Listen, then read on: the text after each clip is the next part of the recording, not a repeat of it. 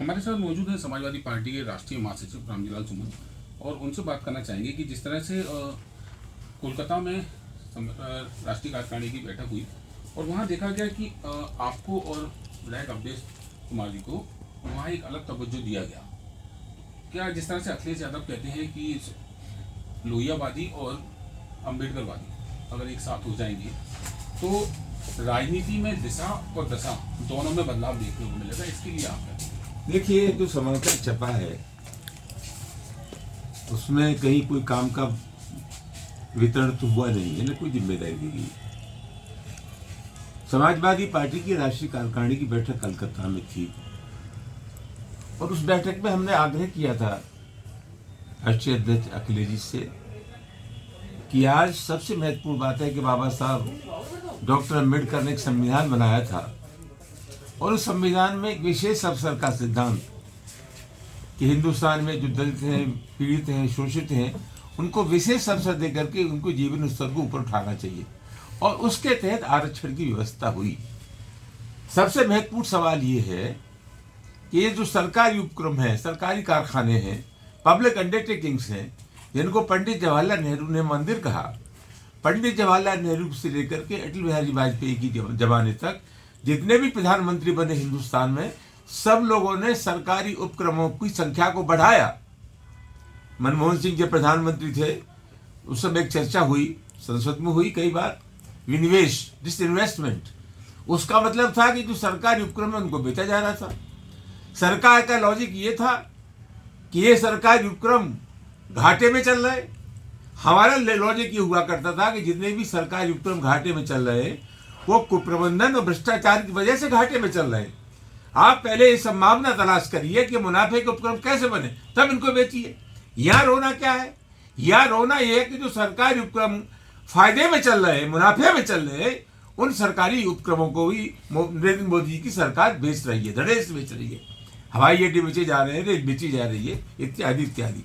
और बहुत जाहिर सी बात है कि जब सरकारी उपक्रम निजी हाथों में चले जाएंगे उसी दिन आरक्षण खत्म हो जाएगा, क्योंकि निजी क्षेत्र में कोई आरक्षण नहीं है। हमारा आरोप नहीं है, ये सच्चाई है कि ये सरकार पिछड़ों के, दलितों को आहिस्ता आहिस्ता आरक्षण खत्म कर रही है। ये माना जा रहा है कि क्या समाजवादी पार्टी मायावती काट के लिए रामजीलाल सुमन और जो अवधेश कुमार है, क्या इनको चेहरा बना रही है? काट का सवाल नहीं है, सवाल मुद्दों का है।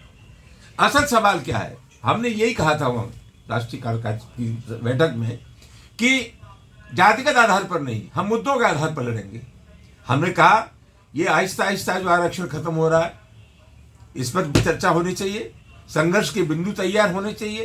किसानों की एमएसपी का सवाल है, पिछड़ों की जनगणना का सवाल है, और वो सारे सवाल जो आम जनता की जिंदगी जुड़े हुए हैं वो संघर्ष का आधार होना चाहिए, रण होना चाहिए, जंग होनी चाहिए जनता के सवालों पर। ये हमारा आग्रह था और हमारा कह रहा ये था कि खाली हम ये कह दें कि हम दलितों के बड़े हित से, ये काफ़ी नहीं है। हमारे आचरण से और हमारे संघर्ष से उनमें एक नया विश्वास पैदा करना चाहिए कि हम उनकी लड़ाई लड़ रहे हैं, जिसके उनको ये भरोसा पैदा हो कि लोग गर्दिश में हमारे साथ रहेंगे। एक आखिरी सवाल आपसे कि पूर्व मंत्री और विधायक रविदास मेहरोत्रा ने वहाँ कहा कि प्रधानमंत्री को बनाने की बात कही गई अखिलेश यादव जी को। क्या अखिलेश यादव थर्ड टर्म का चेहरा होंगे? नहीं, ये कहना बहुत जल्दी है। ये सब परिस्थितियों पर निर्भर करता है। अभी से कुछ कहना ठीक नहीं है, लेकिन मैं इस राय का हूँ, ये कवायद चल रही है और हमारे ही प्रस्ताव पर राष्ट्रीय कार्य समिति में ये कहा कि अब वार्ता होगी, 2024 का चुनाव आ रहा है, तो पार्टी के राष्ट्रीय अधिकृत को अन्य दलों से बात करने के लिए और नेताओं से बात करने के लिए अधिकृत कर दिया गया अखिलेश जी को, वो बात करें उससे। लेकिन मेरा एक राजनीतिक कार्यकर्ता होने के नाते जो सुझाव है, अलग अलग पार्टियों के लोगों से बात करने के बाद कोई लाभ होने वाला नहीं है। आज सवाल क्या है? सवाल ये है कि हम पार्टी नहीं है, ये कबीले हैं और स्थिति ऐसी है कि एक पर्सनैलिटी, एक स्टेट की पर्सनैलिटी दूसरे स्टेट में कोई वोट में इजाफा नहीं कर सकती, नहीं बढ़ा सकती। जनता का अपने आप पोलराइजेशन होगा, ध्रुवीकरण होगा। मेरा अपना मानना है कि आगे आने वाले 2024 के लोकसभा क्षेत्र में बीजेपी के खिलाफ जो लोगों में गुस्सा है, वो गुस्सा जो जिस प्रांत में जो बीजेपी के खिलाफ बड़ी पार्टी होगी लोग उसको वोट देंगे, मेरा स्पष्ट दृष्टिकोण है। तो साफ तौर से यहाँ जो राष्ट्रीय महासचिव रामजीलाल सुमन है, उन्होंने कहा कि मुद्दों की लड़ाई है और जिस तरह से प्राइवेटाइजेशन जो हो रहा है, जो प्राइवेट निजीकरण जो हो रहा है, उस पर ना तो बिल्कुल आरक्षण होता है, और जिस तरह लगातार निजीकरण का होना कहीं ना कहीं जो देश है और जहाँ जो आरक्षण होता है, यहाँ जो जनता है, यहाँ जो सरकारी नौकरी वाले जो लोग हैं, वो सभी कहीं ना कहीं उनकी जो काम है वो धूमिल होंगे। अजिंक्य चौहान, के न्यूज़, आगरा।